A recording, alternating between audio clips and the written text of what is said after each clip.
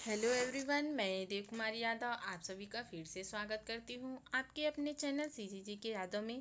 तो आज हम पर्यावरण सामान्य ज्ञान से प्रश्न लेकर आए हैं। ठीक है, तो चलिए प्रश्न की ओर बढ़ते हैं। साइबेरियन साइबेरियन सारस किस क्षेत्र में प्रवास करते हैं?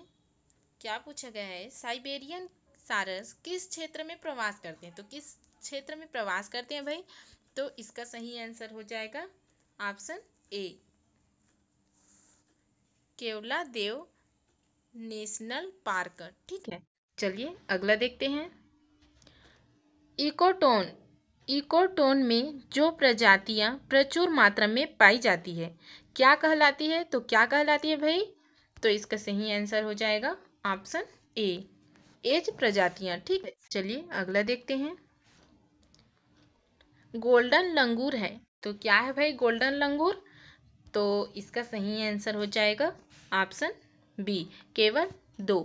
IUCN द्वारा लुप्त प्राय प्रजातियों की सूची में जोड़ा गया। चलिए अगले प्रश्न की ओर बढ़ते हैं। ग्लोबल ग्लोबल 200 क्या है? तो क्या है भाई ग्लोबल 200? तो इसका सही आंसर हो जाएगा ऑप्शन डी, WWF द्वारा संरक्षण के लिए तय किए गए 200 इको रीजन की लिस्ट। ठीक है, चलिए अगला देखते हैं। ग्लोबल सॉरी वही क्वेश्चन है, अगला देखते हैं। मछलियों की कौन सी प्रजाति कीट कीटमछी कीटमछी है? क्या पूछा गया है? मछलियों की कौन सी प्रजाति कीटमछी है? तो इसका सही आंसर हो जाएगा ऑप्शन बी, गंबूसिया। ठीक है, चलिए अगला देखते हैं।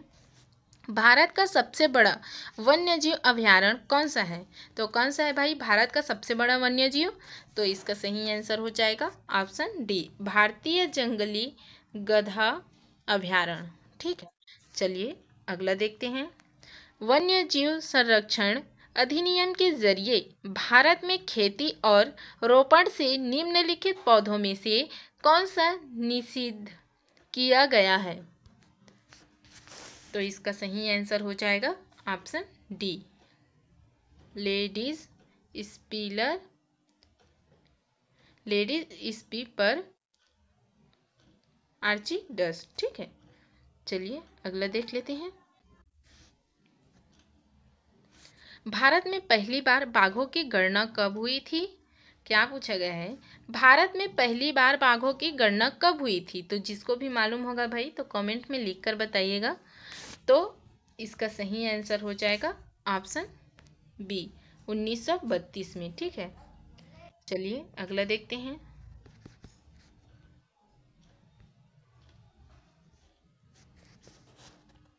जेट्रोफा के अलावा निम्नलिखित में से किस पेड़ के बीज से बायोफ्यूज रूप बनाया जाता है? तो इसका सही आंसर हो जाएगा ऑप्शन बी, पोंगामिया पिन्नाटा। ठीक है, चलिए अगला देखते हैं। World wetland world wetland day की शुरुआत कब हुई? तो कब हुई भाई? तो इसका सही आंसर हो जाएगा ऑप्शन सी, 1971। ठीक है, चलिए अगला देखते हैं। राष्ट्रीय हरित कोर का क्या उद्देश्य है? तो क्या उद्देश्य है भाई राष्ट्रीय हरित कोर का? तो इसका सही आंसर हो जाएगा ऑप्शन ए, युवाओं को पर्यावरण और पारिस्थितिकी के बारे में बताना। ठीक है, चलिए अगला देखते हैं। निम्नलिखित प्रोटोकॉल में से कौन सा एक्सेस और बेनिफिट बेनिफिट शेयरिंग ABS तंत्र से संबंधित है? तो इसका सही आंसर हो जाएगा ऑप्शन बी, नागोया प्रोटोकॉल। ठीक है, चलिए अगला देखते हैं। निम्नलिखित में से कौन सी सिंथेटिक ईंधन का मुख्य स्रोत है? तो इसका सही आंसर हो जाएगा ऑप्शन सी, कोयला। ठीक है, चलिए अगले प्रश्न की ओर बढ़ते हैं। पारिस्थितिक तंत्र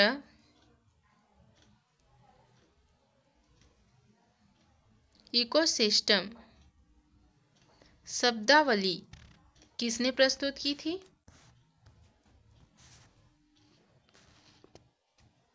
तो इसका सही आंसर हो जाएगा ऑप्शन डी, टेंसले। ठीक है, चलिए अगला देखते हैं। निम्नलिखित में से कौन सा एक परितंत्र शब्द को सही तरीके से परिभाषित करता है? तो इसका सही आंसर हो जाएगा ऑप्शन सी, जीवों का समुदाय और साथ ही वह पर्यावरण जिसमें वे रहते हैं। ठीक है, चलिए अगला देखते हैं।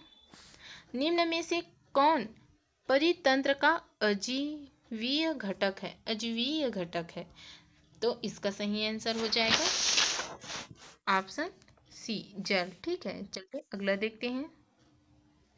किसी परितंत्र में उत्पादकों का कार्य होता है, तो क्या कार्य होता है भाई परितंत्र में? तो इसका सही आंसर हो जाएगा ऑप्शन बी, सौर ऊर्जा को रासायनिक ऊर्जा में बदलना। ठीक है, चलिए आगे बढ़ते हैं। मुख्यतः मैनग्रोव वाले ज्वारीय वन कहाँ पाए जाते हैं?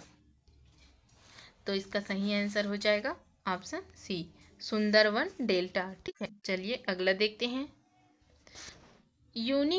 यूनिकृत पत्तियां और धंसे हुए रंध्र किसके प्रमुख लक्षण हैं?